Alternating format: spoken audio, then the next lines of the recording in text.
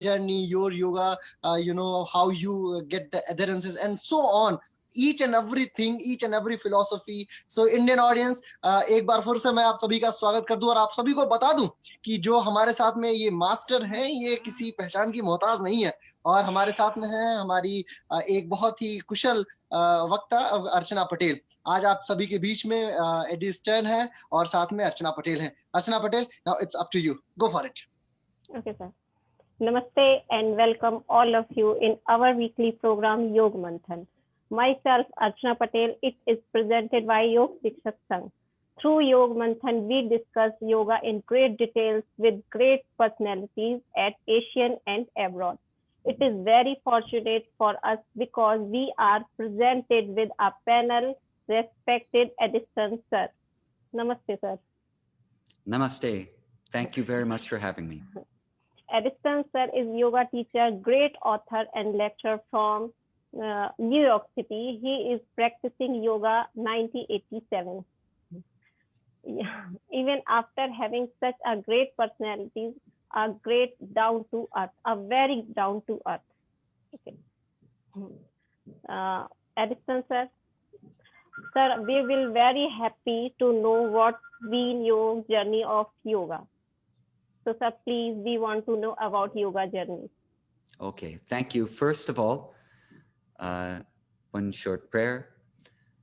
Om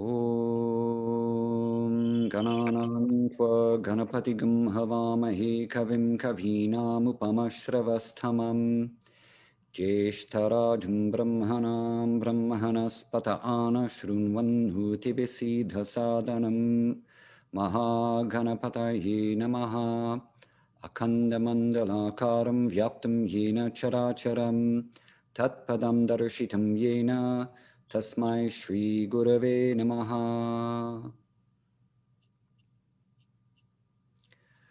So thank you so much for having me on your program. It's an honor and a delight to be here. I have a great love for India and for yoga and for the Hindu tradition, which yoga has arisen from. And I first learned about yoga when I was 15 years old. And I was at a summer program. And for 2 weeks in that program, we did yoga. And I had what I realized later was a very profound experience of a state which was similar to like a deathless state. But that the experiences that I had from that practice, and it was Shivananda yoga, actually caused me to be afraid to do yoga on my own when I went back home. Because I thought, what if I go into this state and I don't come back and no one knows how to come back, bring me back from it? So in the Shavasana, I would go into this state where I didn't know if I existed or not. There was nothing there. And I thought the teacher magically knew how to bring us out from that state again. And so I thought, what if I'm going to this state, lying in Shavasana in my bedroom, and my parents come in, they don't know what I'm doing and they don't know how to bring me back.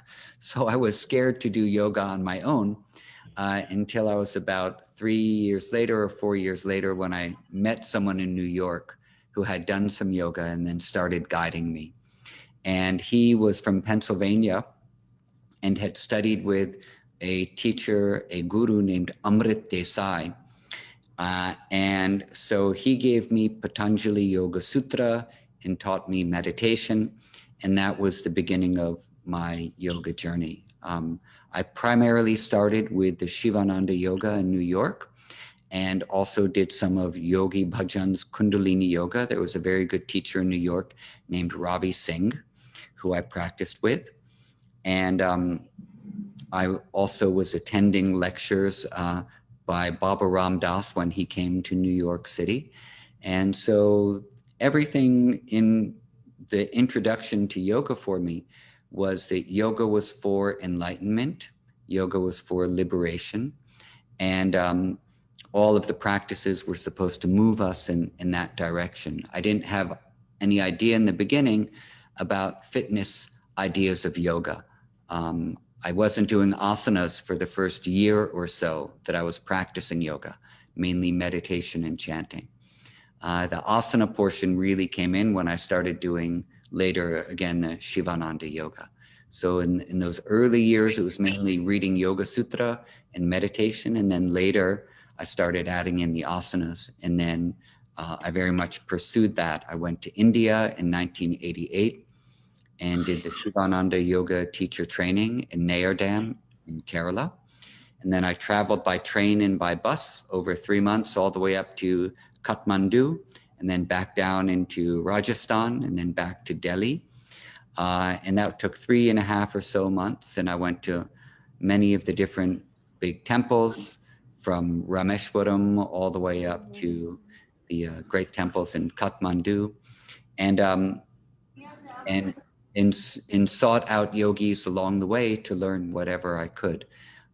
Then finally, in 1991, I began practicing with Sri K. Patabi Joyce in Mysore.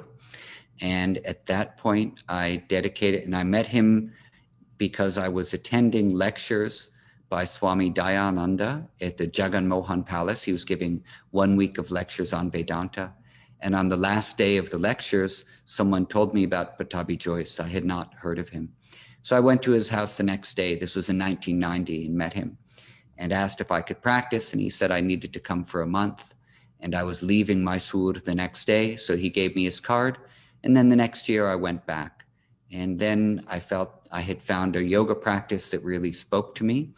So I went to study with him once or twice a year for several months at a time for about 18 or 19 years until he passed away in 2009. So he was my principal teacher, my principal guru for yoga.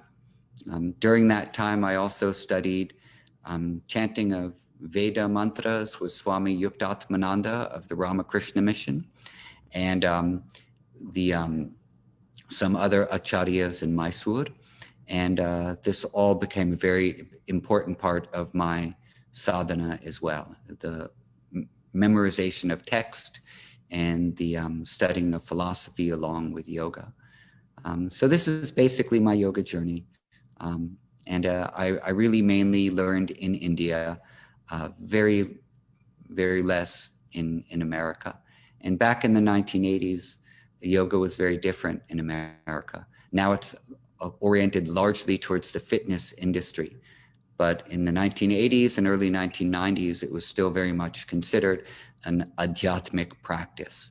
And so that was my orientation. So I have a lot. I'm very grateful for India, for Mother India, Bharat Mata, for everything really in my life that I'm doing now comes from the blessings of your amazing traditions and your amazing country. So to be here speaking with you is, for me, very, very humbling. Okay. Thank you so much, sir. Archana, second one. Sir, your yoga journey has inspired all of us a lot. Then my next question is, sir, what do you think yoga is more physical and mental? What do you think?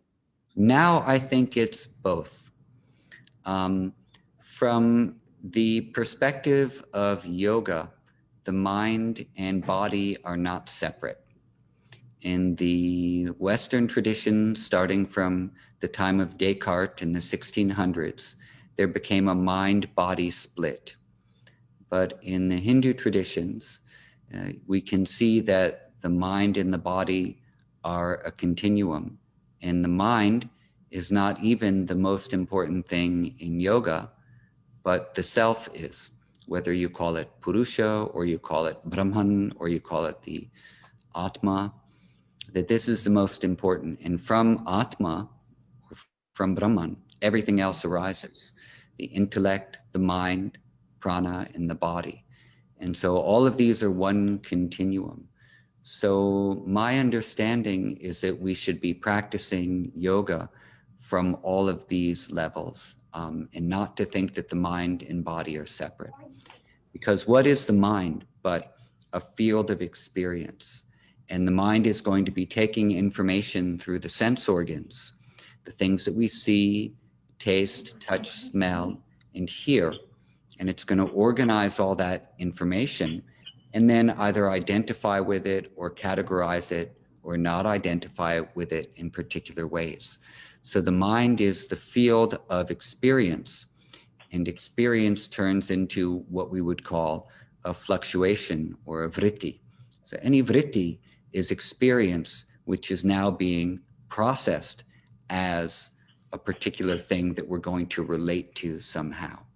So where is that experience occurring? It's occurring through the field of the body, through my skin, through my eyes, through my tongue, through my ears, through the way that I perceive. So the mind then infuses the entire physical being. Now in Taittiriya Upanishad, it says that prana, and all the different 5 pranas, fill the physical body the same way heat fills an iron ball. So if you have an iron ball which is heated, then the ball takes on a property. It might be red in color, and the heat is evenly produced through the entire ball. And so our whole physical body is evenly infused with prana, except for maybe where there might be some interruptions due to disease or toxicity. But the prana and the mind are also linked together very closely too. So mind infuses prana, prana fills the body, and therefore the mind and body, the physical body, are not distinct, but they're a continuum.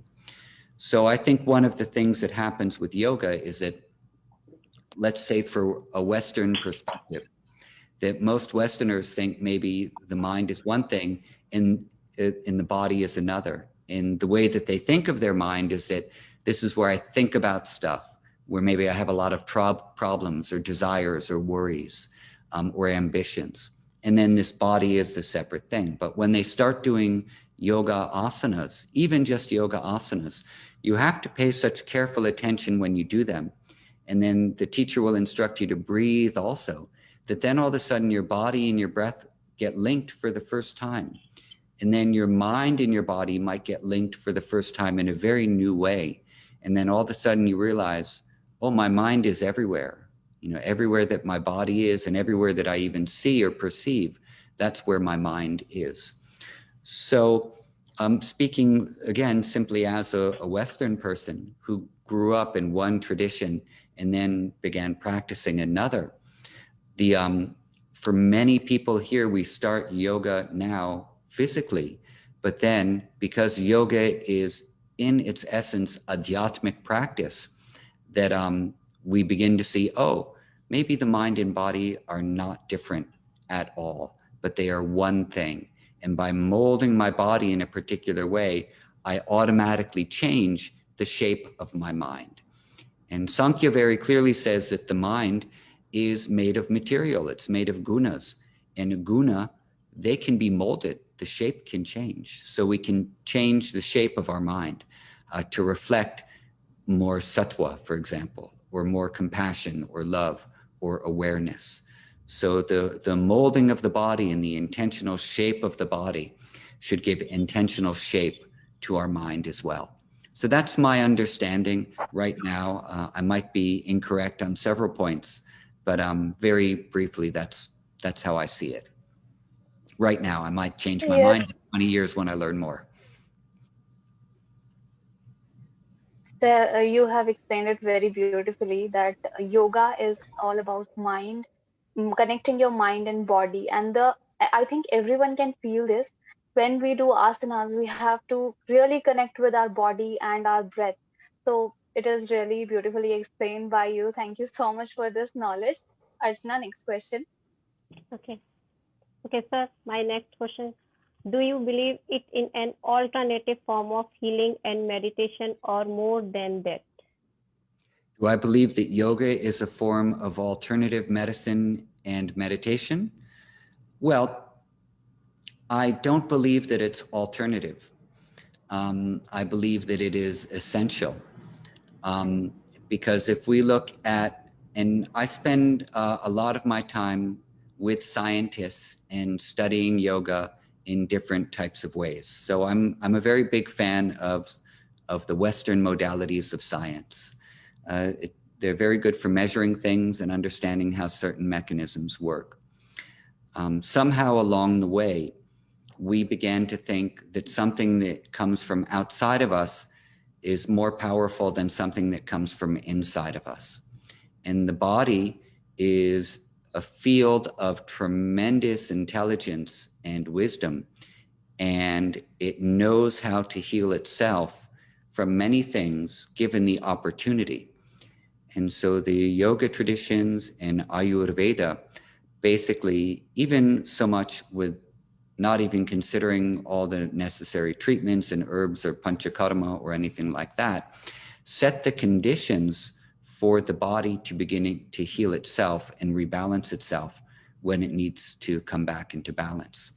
So what do we do through lifestyle? We cause ourselves to be sick. We don't sleep enough. We eat wrong foods. We don't exercise. We experience a lot of stress. We hang out with people who aren't good for our emotions or for our mind. We do all of these types of things, and we indulge.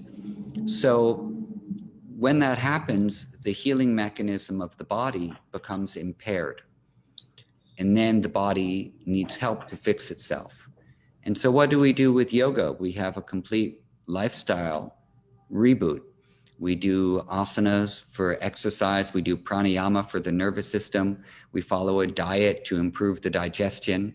And as soon as we improve digestion, the gut-brain axis begins to reorient itself, so anxiety and depression can lessen. We sleep at better hours, and we have satsang. We spend time with people who support, encourage, and inspire us. So all of these 5 things, which are the basics of the yogic practices, are going to help support the healing mechanism of the body that automatically make it so we can be introspective. We can go to deeper levels of awareness. So I don't think there's anything alternative about this. I think this is essential to humanity. And the agency needs to be given back to individuals that we can control and manage our health for general things. For very serious things, we need modern medicine. You know, for certain cancers, or for COVID, or for problems with the organs, Western medicine has a lot that we need and has done a lot to help expand life, enhance lifespan, as well as cure serious diseases. So I'm not against it at all. But I don't think that putting yoga and meditation into the category of alternative, which means different or separate, or not accepted in a mainstream, does justice to what these traditions have to offer. And there's a lot of research now that shows the impact of meditation on the brain is profound and leads to many downstream effects. So for example, if the loving kindness meditation that we find in Sutra 133 of Patanjali, Maitri Karuna Mudita Upeksha Sukha Dukkha Punya Apunya Vishayanam Bhavanata Chitta Prasadanam, which also is Brahma Viharas in Buddhism. These are the same basic meditations. These have been shown in scientific studies. Meditating in this manner improves the vagal tone. So the vagus nerve, which is the 10th cranial nerve and attaches to the heart and the lungs, the diaphragm, the stomach, the liver, the pancreas, the intestines, and also goes into the facial muscles as well, and the larynx. The tone is improved, and vagus nerve controls inflammation levels in the body. And inflammation is associated with the 5 main non-communicable preventative diseases that we have in the world: heart disease, cancer, diabetes, digestive problems, and anxiety. So these 5 are all associated with higher levels of inflammation, and the vagus nerve helps to control those levels of inflammation. So simply through doing this meditation on Maitri and Karuna and Mudita, we can improve the vagal tone, lower the levels of inflammation, and then all of the heart and the lungs and the spleen and the liver and in the pancreas and the intestines. These are the end organ recipients of messages from the vagus nerve saying everything's okay. you're balanced, you're calm, you're good, you're functioning, you're communicating. It's a nerve of communication. And so that shouldn't be alternative. This should be actually widely accepted. If we go into a doctor's office and we have high stress, a doctor should be able to say to us, you know, maybe you need to do a forgiveness meditation along with taking your blood pressure medication. And this is going to go a long way to helping you. So I'm sorry if my answer was too long, but those are my feelings on the word alternative in regard to yoga and meditation. Very well said, Eddie. You're really very right. Yoga is really very essential. It's like a food item. It's a lifestyle not to be adopted only when you are sick, but to be just like a water, just like water is essential in our daily life. So yoga is also like just living water, and we have to daily required a thing which is required in daily routine, whether to a COVID patient, to a cancer patient, any diseased person, or or a normal being also. So very well said. We agree with your point. Very well said. Okay, sir, I agree with you. And Next, moving on to my next question, is yoga a way of life or way of exercise and meditate? What is your comment, sir? Absolutely, yoga is a way of life. As Vandana just said, it's essential to balance and harmony and to perception. So I think we all know that yoga doesn't really work if you do it every once in a while or just when you feel like it. The purpose of yoga is that it is a sadhana, which means a means or a way of achieving a particular end. In this end, it is deep understanding of the seer or of the self or kaivalya. So the spiritual purpose of yoga is very well defined in all of the texts. And it works best when it's done every day with devotion. Satu dirga kala nairantarya satkara asevito dridda bhumihi. So it needs to be done every day for a long day without interruption. And then your practice becomes grounded. Otherwise, it might not work fully. Yeah. And so then if something, if you do something not fully, like say you go to a doctor and they give you medication and they say, take this every day for 2 weeks, and you only take it 2 or 3 times, maybe the first day and maybe the second day, and then you don't take it again until the 13th day. And then you say to the doctor, oh, the medication didn't work at all that you gave me. You know, I don't trust you, and medicine doesn't work. This is all baloney. So then obviously the doctor can say, well, you didn't do it every day, so of course it didn't work. So the same is true with yoga.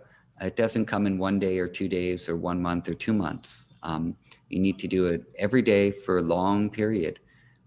You don't have to do a lot, even a little is okay.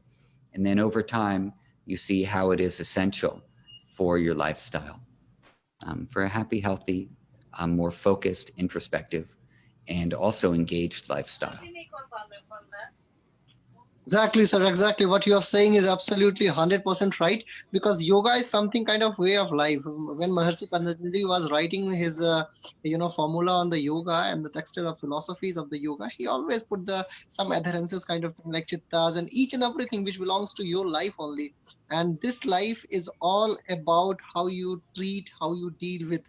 So we are fully agreed with you as well. And Archana always says that yoga is always a way of life, but I don't know why she asks this question to you, because I hope I'm so that Indian audience want to know how Eddie is actually thinking about yoga as a huge experience, and 1987 is a very long time for us. So I don't know, we was not in fact prepared to born. We are like 90s kids. So Archana, now next question please, Archana. Okay, sir. Sir, what has yoga done for you as a human being? What you found throughout your spiritual journey? Well, as as Shivam just said, you were interested to hear from me what my views on yoga are. But what my interest is to understand what yoga is from the Hindu texts and from the Hindu tradition and the great yoga tradition, to study the text, to learn from the teachers, to learn from you guys who all come from India, and understand, it's not up to me to say what yoga is, it's up to the tradition to say what yoga is, and then for me to try to follow that. So that has essentially been my journey over the past 30 some odd years. The 90s, by the way, if you're all born in the 90s was a great decade. So, don't discount the 90s. The 80s were great too, but the 90s had wonderful music and all sorts of super stuff. So, so Archana, that's basically like how I think of it. It's my duty to try to understand what the yoga tradition says and then follow those things.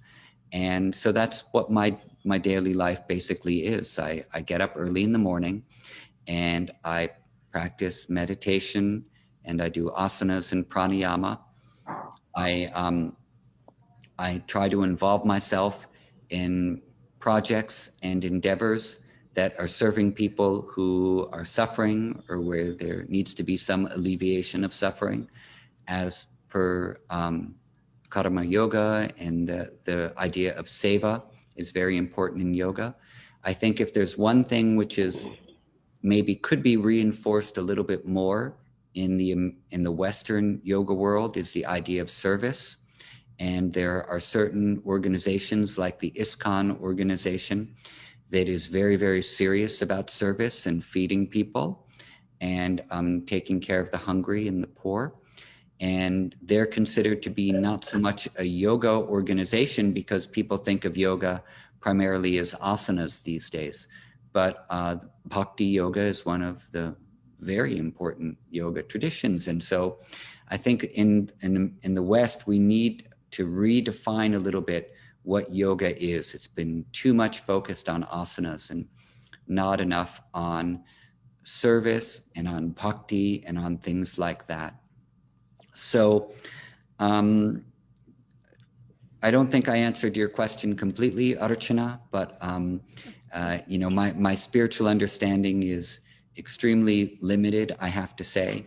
But I read a lot and I study a lot. And right now, I'm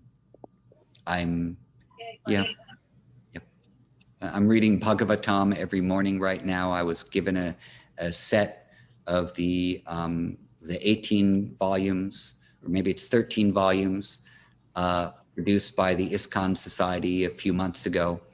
And so I was told that if you read 60 verses every day, that within 1 year, you'll read the entire original of Bhagavatam. So right now, one of my sadhanas is to read 60 verses every day from Bhagavatam. And there's so many yogic teachings in there and amazing explanations of Sankhya and stories of the great yogis and how they meditated. So there's a lot of interesting things that we as Westerners need to learn more about before we can say we're doing yoga. Well, Eddie, I agree with you because not only in the West, even in India too, people need to learn great many things still about yoga which they haven't learned. And as you mentioned, that people still consider that yoga is all about asanas and it's not about serving or duty. So the same concept lies here as well and in many parts. So that's something, an area that people should work upon and not treat yoga only as a medium of asanas but also as a medium of serving the society, like in the bhakti yoga and those things that you mentioned. So I agree with you. So it's a good thing that people are learning, people are taking interest now into this, and they have started taking interest and going through the scriptures and all. So we hope that in coming future people do rise above you, considering yoga as a medium of asanas and staying fit. So, yeah. Yeah, beautifully said. Beauty said, Abhinav, that's beautiful. And one of my first teachers at Shivananda was Swami Shankarananda. And his name now, he's left the organization. His name is Robert Moses.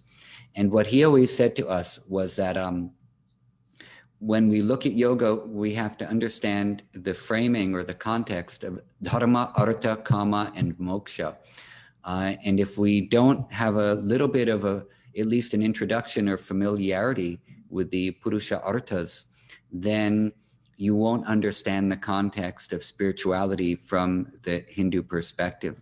And so therefore, then yoga won't be as full as it should be. So you will have to learn about dharma, artha, kama, moksha, understand how that applies to your own life, and then you can practice yoga with that understanding, and then it becomes a full life experience and not just about the body. So I always remember this in the back of my mind for what it, when I'm teaching or when I'm practicing or anything, or even having a conversation like this.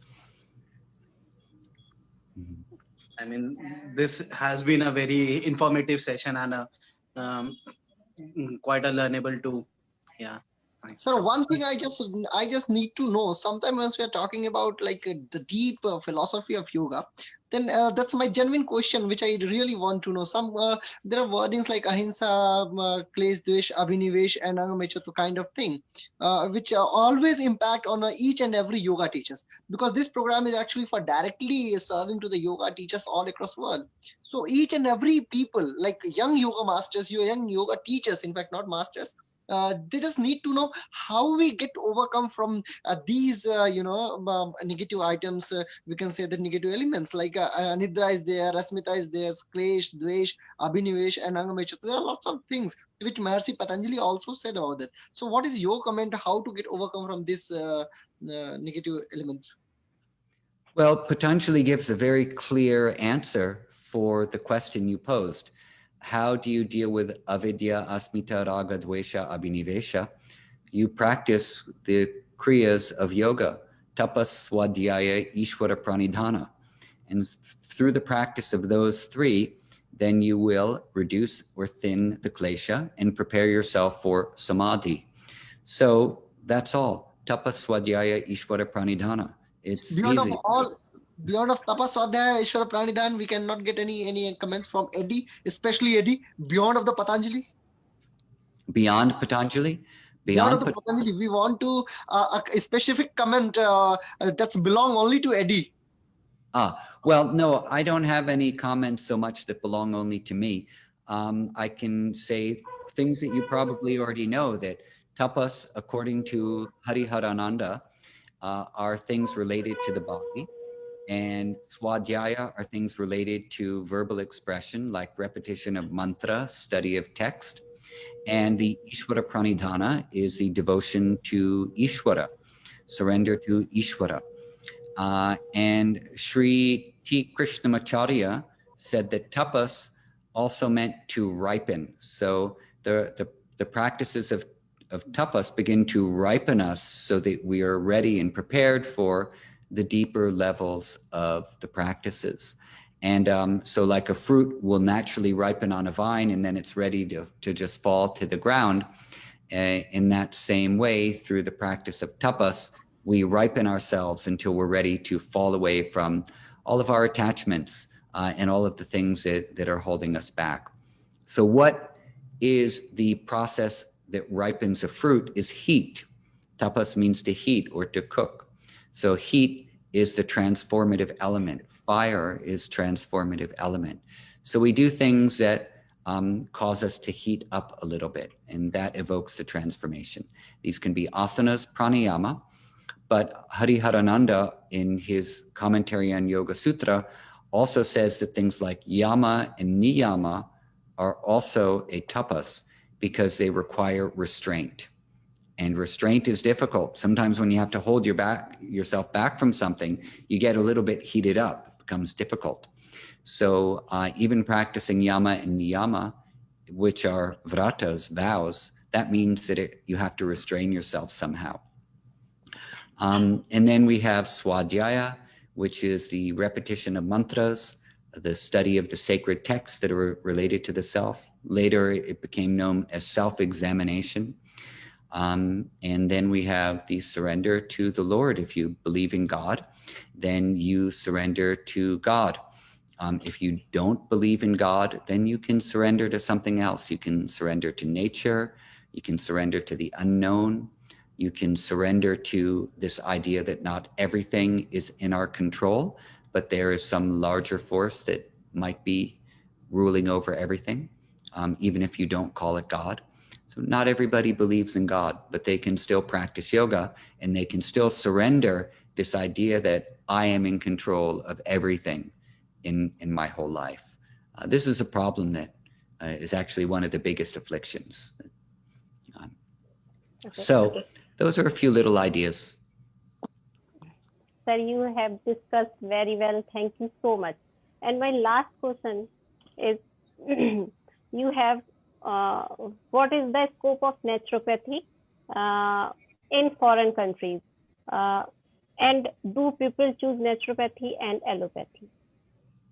Most people choose allopathy in America, and naturopathy is very less. I think now it's starting to increase a little bit, and there are a lot of very good Western doctors who are starting to promote natural means for dealing with disease, including things like anxiety and stress. So we have people like Dr. Mark Hyman, Dr. Frank Lipman, even Dr. Oz, Dr. Deepak Chopra. So many doctors are promoting a holistic lifestyle. They're not discounting allopathy, but they're saying, you know, if you follow some of the naturopathy types of things and some of the yogic lifestyles, you can prevent some of the terrible diseases that might arise from bad lifestyle. So if you maybe adopt largely vegetarian diet, or you avoid fried foods or sugar, your heart will be in better health and you can avoid heart disease. And there's been a lot of studies on reversing heart disease through yoga, diet, meditation, and what they call psychosocial support, which is spending time with people who are also working to improve themselves the same way. You could call that satsang, or just sangha, the sangha. So there has been a lot of research on this in the West, and it's shown to work. So little by little, I think that the natural methods and the preventative methods, largely yoga is one of the best preventative methods, along with diet. We can't just say yoga asanas only. There needs to be the asanas, the breathing, meditation, diet, and the people that we spend time with. All of those things are going to be our preventative measures. And also not just preventative, but they're going to be fulfilling measures at the same time. Not only will they prevent future suffering, heyam dukkam anagatam, they'll prevent future suffering, but also they'll give present day fulfillment of purpose and meaning in our lives. So that's a very good combination. Exactly, sir. I just want to talk with my Indian audience today. मेरे प्यारे भाइयों, मुझे आपसे बात करने की आवश्यकता इसलिए पड़ी क्योंकि मुझे लगता है कि व्यक्तिगत तौर से ये मेरा मानना है कि हमारे देश में योग से संबंधित बहुत सारी फिलॉसफीज हैं, लेकिन इन जो ये विदेशी लोग हैं, आप इनके स्वभाव को देखिए, इनके शिक्षण को देखिए, क्या जबरदस्त ये एक्सप्लेनेशन करते हैं। क्या हमें ऐसा नहीं लगता है कि हमें कुछ ऐसा करना चाहिए? क्या हमें नहीं लगता है कि नई शोध के माध्यम से हमें अपने देशवासियों को कुछ आगे लेके जाना चाहिए? और योग में होने वाले तमाम राजनीतिक परिप्रेक्ष्यों से हट के इतर होते हुए योग की शिक्षा को लेके हमें आगे बढ़ना चाहिए। And just I want to comment with my Indian audience that let all across the world, whatever people practicing yoga, let's take it on a next level throughout our practices, throughout our own experiences, because our ancient sages do lots of things for us, and we are sure that we cannot add anything, but at least we can save all of the cultivations what we are having. Right, in modern form, Eddie, it's my own opinion that all across world yoga is having lots of troubles. there are lots of like we are facing like beer yoga, like couple yoga. I don't know what kind of philosophies from where it evaluated. It's all about marketing, it's all about business management. So yoga is beyond all of these segments. And personally, we interviewed many of United States of America's yoga experts, European yoga experts, Asian yoga experts, in fact Indian gurus. Many of gurus we interviewed, and we identified that they all are absolutely agree. People who having much knowledge, they all are even agree that yoga has no any another clause. Yoga is yoga, that's it. Nothing like beer yoga, nothing kind of thing. Your comment, Eddie, when we talk about such kind of elements, so what you want to say with especially Indian audience, that Indian yoga masters, especially when we're talking, because we are live on the Yoga Teachers Association program. All right, so just yoga people are hearing you, so just they want to know how we can save and the cultivation of our ancient sages. We can probate such kind of teachings and methodologies which are absolutely not benefited by for yoga. You comment, Eddie, please. Well, I think the best way to maintain and uphold tradition is to respect and honor your teachers and your teachers' teachers, as far back as we can go. So the practice of following what your guru tells you to do and not changing that is the parampara tradition. So to honor and to respect, to continue to practice and be thoughtful about what you're practicing. All of these things are how to uphold tradition. Taittiriya Upanishad says this also very clearly at the end of book 1. Satyam vada dharmam chara swadhyaya pravachanabhyamna, etc., etc. So speak the truth, adhere to your dharma, do not neglect your well-being, continue your studies and your teaching. All of these things will accomplish exactly what you just said. So the texts, the Upanishads, and all the different sources like that, all are repeating the same thing again and again and again. Don't neglect dharma, don't neglect well-being, don't neglect your practice, don't neglect teaching, don't neglect the reverence of your parents, your father, your mother, your teacher, and the guest.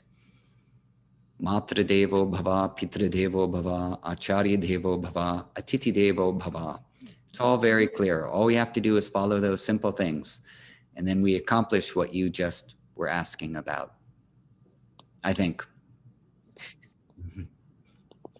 Yes. Yeah. So we are really blessed with your such a tremendous experience and tremendous interview today. We know this will be a milestone to coming next generations, because when Master Pattabhi Jois was there, we was a kid. When T.T. Krishnamachari Master was there, we was a kid. But now we have Eddie, and I'm sure we are much young rather than you, sir. So I'm sure that coming generation will be forfeited with these questions, and the people who join us today all across the world, they will really blessed with your huge knowledge, because we can see a library behind you. So I'm sure that's a library. It's just a book, and all library is just behind inside your mind. So my dear friends and my yoga teachers, this Yoga Shikshak Sangh actually wants to enhance the capacity, the problems which you face throughout your yoga journey. And one more thing I would like to tell you, that when I started this interview, you noted a word that when I called Eddie as a master Eddie, Eddie was directly said to me, don't call me master.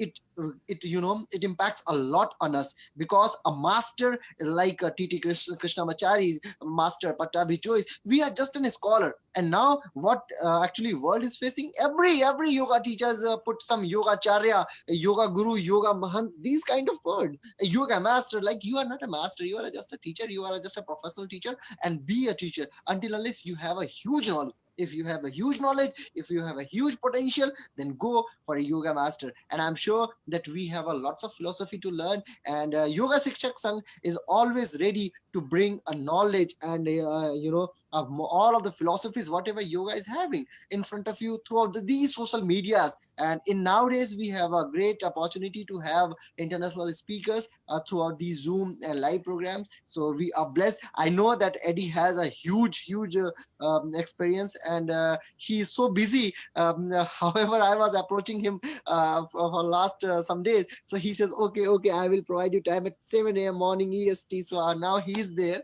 and I'm sure he will once join. And guys, you can follow him again on Instagram and YouTube and Facebook, everywhere. You can learn the discourses, whatever he said on YouTube. So it will be great for you also, for us also. So thank you so much, Eddie. You join us. We blessed with your tremendous interview. This will be a milestone for us.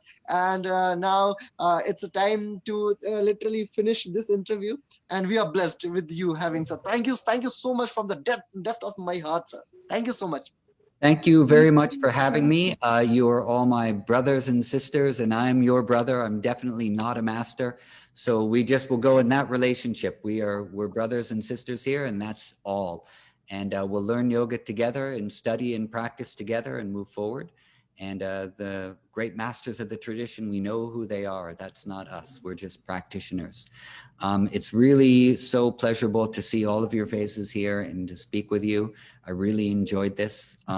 Thank you for your trust in bringing me on your platform to speak with you today. That's very kind of you. And I hope that we can do more together in the future. Yeah, sure, Harry. Thank you so much.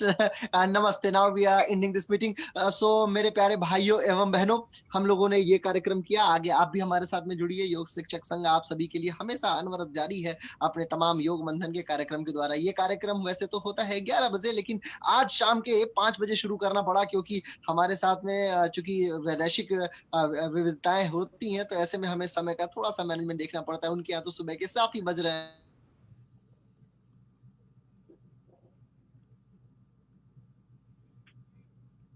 He froze and overloaded his Zoom capacity. I have to start my morning classes. Thank you again, everybody. Have a wonderful day. See you soon. Hari Om. Thank you so much for joining us. Thank you. Thank you. Okay, bye.